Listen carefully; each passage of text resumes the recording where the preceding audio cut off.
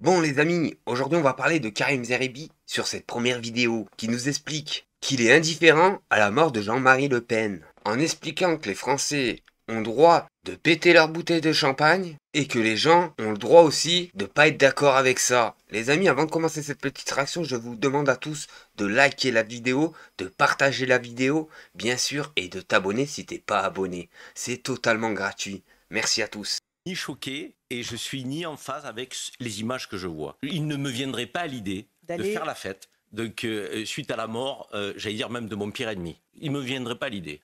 Mais de là à dire que je suis choqué, non. C'est comme si je disais que je suis choqué avec ceux qui tentent de réhabiliter Le Pen sur le plan politique. J'ai entendu, j'ai des commentateurs dire « Mais finalement, Le Pen, il était un peu excessif. » Non, il n'était pas excessif, il ne faisait pas de la polémique. Il était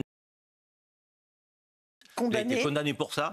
Il est pour le régime de Vichy, contre De Gaulle. Il était tortionnaire en Algérie. C'est pas des polémiques, ça. C'est pas des petites polémiques, ça. Et des condamnations ça, c'est des faits. Il a reconnu la... Je veux dire, on est sur du factuel. Donc, il y a des gens aujourd'hui qui expliquent que finalement il n'avait pas tort. Mais il n'avait pas tort pourquoi? Parce qu'il faut qu'on régule nos flux migratoires. Mais Le Pen ne voulait pas réguler les flux migratoires. Il était raciste et antisémite. Donc on ne parle pas de ça. Donc, Karim, là il n'est question que du rapport à la mort. Karim, de tous les côtés. Karim, le seul sujet, c'est le rapport à la mort. Vous dites qu'à titre personnel, vous ne le feriez pas. Et pour autant, ça ne vous choque pas de voir des images? Ça me choque pas. Et c'est totalement contradictoire. Non, c'est pas contradictoire. Je suis indifférent. Est-ce qu'on a le droit de ressortir de l'indifférence vis-à-vis de ces images-là, comme vis-à-vis, je dirais, de la mort de Jean-Marie Le Pen? Je suis indifférent. Je vous connais un petit peu, c'est des choses, la mort, la vie, c'est des choses, je sais, qui sont des concepts qui vous animent très profondément. Oui. Et je suis très étonné de votre réaction ce soir, parce que ça interroge votre rapport à la mort. Donc ça veut dire que je ne me serais pas associé à ceux qui sont en liesse, mais en même temps, je ne me permets pas d'être un juge, comme vous le faites, pour dire, mais c'est scandaleux, mais c'est choquant.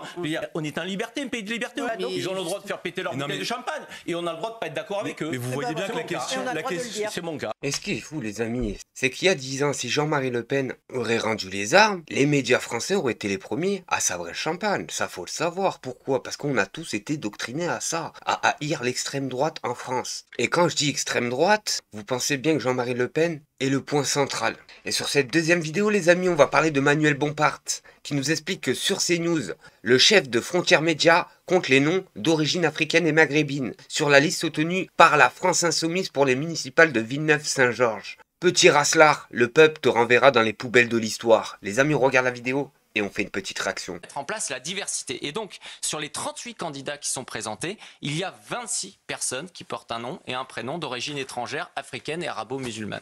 Donc c'est la vision justement qu'a Louis Boyard de cette représentation. On peut considérer qu'il faut représenter des minorités, mais il y a une véritable surreprésentation. Pourquoi? Parce que Villeneuve-la-Garenne, eh bien, justement, c'est essentiellement des quartiers prioritaires. On sait qu'ils votent à 45% sur l'ensemble du territoire pour...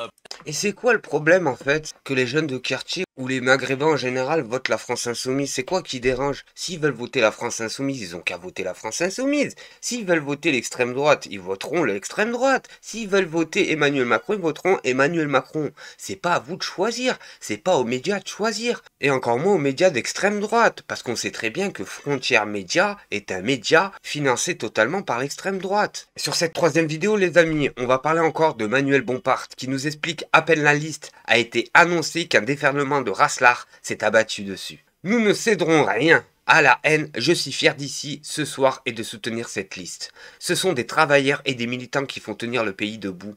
Trouvez que vous allez voir derrière moi ma présence à la réunion publique ce soir avec cette belle affiche que vous trouvez, que vous allez voir derrière moi. Louis, comme moi, sur les réseaux sociaux, on a assisté à un déferlement de messages de haine, de messages qui commentaient ici la couleur de peau d'un tel ou d'une telle, ici la manière avec laquelle un tel et une telle étaient habillés. Que l'extrême droite immédiatement déchaînait sa haine et sa rage avec toujours ce mépris. Et puisqu'il paraît que certains médias proches de cette obédience se sont présentés à la porte de cette réunion publique, et puisque cette réunion publique est retransmise en direct sur les réseaux sociaux, je veux leur dire les yeux dans les yeux, frontalement. Moi, je suis fier d'être ici dans cette salle. Moi, je suis fier de soutenir cette liste. Et les gens que vous voyez ici, derrière moi, sur cette affiche, ce sont celles et ceux qui font vivre notre pays. Ce sont des aides-soignantes, ce sont des cheminots, ce sont des travailleuses et des travailleurs,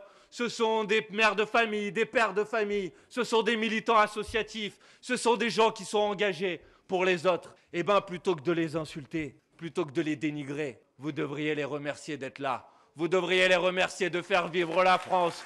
Vous devriez les remercier de faire partie de ces indispensables sans qui notre beau pays ne pourrait pas vivre. Aide-soignante. Et c'est quoi qui dérange dans cette photo pour l'extrême droite, à votre avis? Bah tout simplement les personnes qui sont pas de couleur blanche. Et c'est ça qui dérange réellement l'extrême droite. Mais vous savez quoi? Vous savez qu'il y a des Français qui sont de couleur? Vous savez qu'il y a des Français qui sont maghrébins?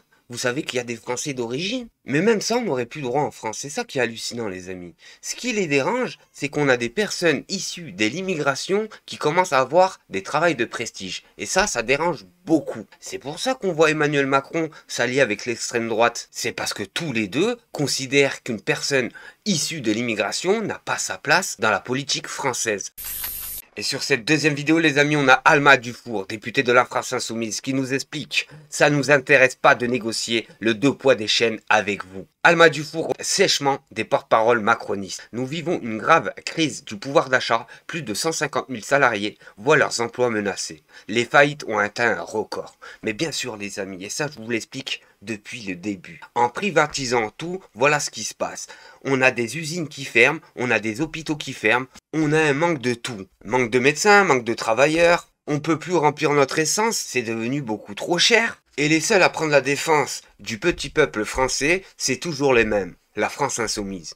Posez-vous la question pourquoi, les amis. Les seuls supprimer notre contribution à voter budget, les macronistes ont voté contre, le RN a voté contre, et là, bizarrement, c'était pas si important que ça d'avoir un budget 2025 Bien quand sûr vous que y si. êtes opposés. Nous avons fait des choix, nous avons été élus, nous sommes arrivés en tête en juillet. Nous ne voulons pas négocier le poids des chaînes avec vous pendant la pire crise du pouvoir d'achat qui frappe aujourd'hui les Français, pendant qu'il y a plus de 150 000 salariés dont l'emploi est menacé par des plans sociaux, pendant que les faillites ont atteint un record absolu depuis 15 ans. En fait, ça nous intéresse pas. Et c'est ça le problème, les amis, c'est qu'on tape sur la France Insoumise à chaque fois parce que c'est le seul parti en France qui veut relever le petit peuple français. Ils veulent mettre le SMIC à 1600 €, ils veulent bloquer les prix des produits de première nécessité, style les couches, style le pain, etc.